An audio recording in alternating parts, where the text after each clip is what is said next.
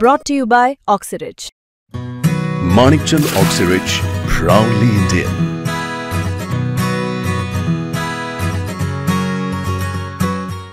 फडणवीस सरकारने हैदराबाद गॅजेट लागू करण्याला मान्यता दिली आणि त्यानंतर मराठा आंदोलनकर्ते मनोज जरांगे पाटील यांनी आंदोलन मागे घेतलं। पण खरंच हैदराबाद गॅजेटमध्ये असं काय आहे ज्यामुळे मराठा समाजाला ओबीसी प्रवर्गातून आरक्षण मिळेल? त्यातल्या तरतुदी नेमक्या काय आहेत? हैदराबाद गॅजेटमध्ये त्यावेळेला नेमकं काय देण्यात आलेलं होतं ज्याचा फायदा आता मराठा समाजाला होणार आहे? आणि सगळ्यात महत्त्वाचं म्हणजे हैदराबाद गॅजेटचा आधार धरून आता मराठा समाजाला कुणबी प्रमाणपत्र कशी मिळतील याच प्रश्नांची उत्तरं आपल्याला या व्हिडिओच्या माध्यमातून समजून घ्यायची आहे। नमस्कार, मी आतिक आणि मुंबई तक मध्ये तुम्हा सर्वांचं स्वागत आहे। तर सगळ्यात पहिला प्रश्न, हैदराबाद गॅजेटमध्ये नेमकं काय आहे? आता गॅजेट ऑफ निजाम डोमेन या असं त्या हैदराबाद गॅजेटला नाव होतं। मराठवाड्यातली त्यावेळेला 5 जिल्हे जी होती ती हैदराबाद संस्थानमध्ये होती। स्वातंत्र्य पूर्वच्या काळात म्हणजे भारत स्वतंत्र झाल्यानंतर मराठवाडा हा महाराष्ट्रामध्ये सामील झालेला होता। तर त्या गॅजेटमध्ये जिल्हा, तालुका आणि गाव निहाय लोकसंख्येची संपूर्ण तपशील आहेत। मराठवाड्यातल्या प्रत्येक जिल्ह्याचे गावाचे, प्रत्येक गावातील जाती जमातींची माहिती त्या गॅजेटमध्ये आहे। प्रत्येक जिल्ह्याचं स्वतंत्र गॅजेट होतं त्या काळातलं, म्हणजे मराठवाड्यातले 5 गॅजेट। बागायती आणि कोरडवाहू शेतजमिनीचे सुद्धा रेकॉर्ड्स हे हैदराबादच्या गॅजेटमध्ये आहेत। निजाम काळात जसं मी म्हटलं की प्रत्येक जिल्ह्यात स्वतंत्र गॅजेट आहे। लोकसंख्येचे व्यापार कुठले आहेत, उत्पन्न कुठून येतं लोकसंख्येला, याच्या सुद्धा नोंदी आहेत। आणि सगळ्यात महत्त्वाचं म्हणजे जो मराठा आरक्षणाच्या बाबतीत कळीचा मुद्दा ठरलेला आहे तो मराठा समाजाचा कुणबी असा उल्लेख त्या गॅजेटमध्ये आहे। त्या गॅजेटमध्ये जी गाव, तालुका, जिल्हावार लोकसंख्या सांगितलेली आहे त्या लोकसंख्येमध्ये मराठा समाजाचा कुणबी असा उल्लेख करण्यात आलेला आहे। त्यामुळं तालुका निहाय कुणब्यांची किंवा कुणबी समाजाची लोकसंख्या त्या गॅजेटमध्ये नमूद करण्यात आलेली आहे। उदाहरणार्थ जर वैजापूरमध्ये 25,000 कुणबी त्यावेळेला होते, गंगापूरमध्ये काही होते, फुलंब्री, उदगीर, गेवराई, बीड अशा प्रत्येक तालुक्यातल्या कुणब्यांची लोकसंख्या त्या काळात लिहिण्यात आलेली होती। आणि जरांगे पाटलांचं म्हणणं तेच आहे की जर उदाहरणार्थ त्या काळात जर 5,000 कुणबी होते तर मग आता असलेल्या कुणब्यांना ते आरक्षण देण्यात यावं आणि त्यांच्याबरोबर ते जे नातेवाईक आहेत त्यांना सुद्धा कुणबी नोंदी तपासून त्यांना ओबीसी आरक्षणात घेण्यात यावं ही त्यांची जी मागणी होती त्याबद्दल पुढे उल्लेख केलाच।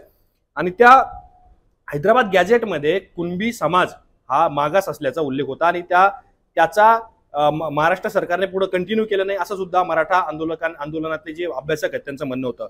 पण आता या हैदराबाद गॅजेटचा मराठा समाजाला आता फायदा कसा होणार आहे सरकारने त्याला मान्यता दिल्यानंतर? तर सगळ्यात पहिलं काय आहे तर ज्यांच्या नोंदी आहेत हैदराबाद गॅजेटच्या नुसार त्या मराठा लोकसंख्येला कुणबी अशी नवीन ओळख मिळेल। आता ते मराठा कुणबी असतील। आणि सगळ्यात महत्त्वाचं म्हणजे गॅजेटमध्ये ज्या लोकांच्या नोंदी आहेत त्यांना कुणबी प्रमाणपत्र मिळणार आहेत। ज्यांच्याकडे पुरावे आहेत, ज्यांच्याकडे नोंदी आहेत त्यांना आता ही नवीन प्रक्रिया पार पाडली जाईल आणि त्यांना कुणबी प्रमाणपत्र मिळेल। आता सगळ्यांना माहिती आहे की कुणबी ही जात ओबीसी आरक्षणामध्ये आधीच समाविष्ट आहे। मग जर नवीन प्रमाणपत्र मराठा समाजातल्या कुणबी असलेल्या लोकांना मिळाली तर तेच त्यांना सुद्धा ओबीसी आरक्षणाचा लाभ घेता येणार आहे, म्हणजे त्यांना प्रमाणपत्र मिळाली तर ते ओबीसी आरक्षणामध्ये सामील होतील। पण ज्या लोकांना कुणबी प्रमाणपत्र मिळाली आहेत किंवा मिळतील अशा लोकांच्या नातेवाईकांना सुद्धा अर्ज करता येईल। पण त्यासाठीची एक प्रक्रिया आहे आणि ती प्रक्रिया पार पडल्यानंतर म्हणजे त्यांच्या नातेवाईकांना सुद्धा तो लाभ मिळेल। आणि ती प्रक्रिया पार पाडण्यासाठी सरकारने सुद्धा त्यामध्ये काही स्पष्ट गोष्टी नमूद केलेल्या आहेत। पण त्या GR मध्ये सुद्धा सरकारने त्याबद्दलची स्पष्टता दिलेली आहे। त्या GR मध्ये आपण काय 3 गोष्टी आपण विचारात घेऊयात।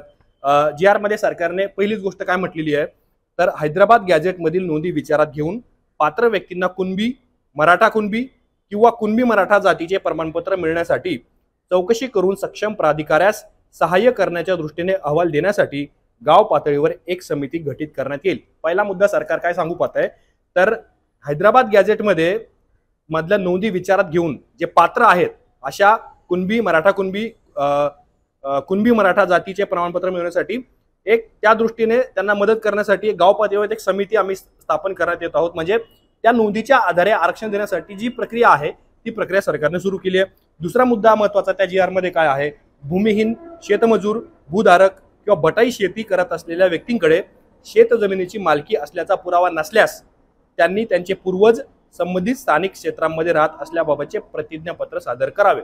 आता ज्यांच्याकडे नोंदी नाहीयेत तर त्या लोकांना म्हणजे की जमिनीची मालकी असल्याचे पुरावे त्यांच्याकडे नाहीत तर त्यांचे जे पूर्वज आहेत ते निजाम शासित म्हणजे हैदराबाद गॅजेट मराठवाड्याचं क्षेत्र जेवढं आहे, मराठवाड्यातले त्या काळातले 5 जिल्हे आणि आताचे 8 जिल्हे, सोलापूरचा काहीतरी 40-45 गावांचा भाग, या भागांमध्ये त्यांचे पूर्वज होते.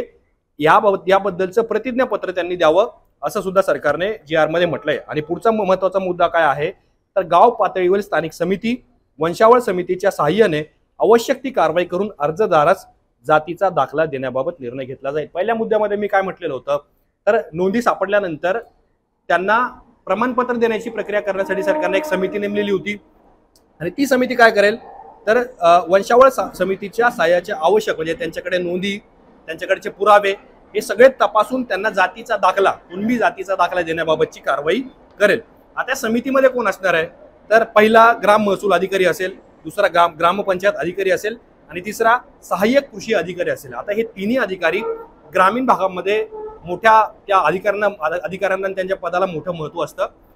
अनेक मोठ्या लोकसंख्येवरती त्यांचा प्रभाव असतो आणि एक प्रकारे या 3 अधिकाऱ्यांच्या समितीच्या माध्यमातून ही सगळी प्रक्रिया पार पाडली जाईल. आपण बघितलं हैदराबाद गॅझेटमध्ये काय आहे, त्याचा मराठा समाजाला फायदा कसा होईल आणि त्या समितीमध्ये कोण असणार, ती समिती काय काम करेल हे सुद्धा आपण बघितलंय. पण काही अभ्यासकांचं असं म्हणणं होतं की ज्या वेळेला मराठवाडा महाराष्ट्रामध्ये सामील झाला, ती भूमी महाराष्ट्रामध्ये आली, त्यावेळेला हैदराबादच्या गॅझेटमध्ये किंवा हैदराबाद निजाम काळात काही जाती या आरक्षणामध्ये होत्या किंवा त्यांना मागास असल्याचे उल्लेख त्यांचे सापडतात. त्यावेळेला सरकारने त्या नोंदी पुढे कंटिन्यू केलं नाहीत, त्या नोंदींची नोंद घेतली नाही असं काही अभ्यासकांचं म्हणणं होतं. पण आता हैदराबाद गॅझेटला सरकारने मान्यता दिल्यानंतर, त्यातल्या नोंदी शोधल्यानंतर आणि त्यातून मराठा समाजातल्या लोकांना एक प्रकारे कुणबीच्या नोंदी मिळतील, त्यांना आरक्षणात समाविष्ट केलं जाईल.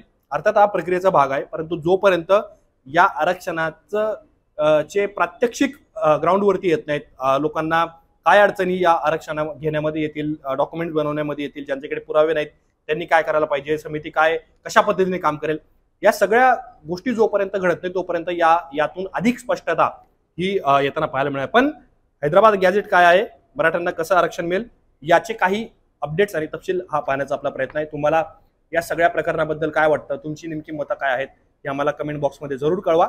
असेच माहितीपूर्ण व्हिडिओ पाहण्यासाठी मुंबई तकच्या YouTube चॅनलला सबस्क्राईब करायला विसरू नका.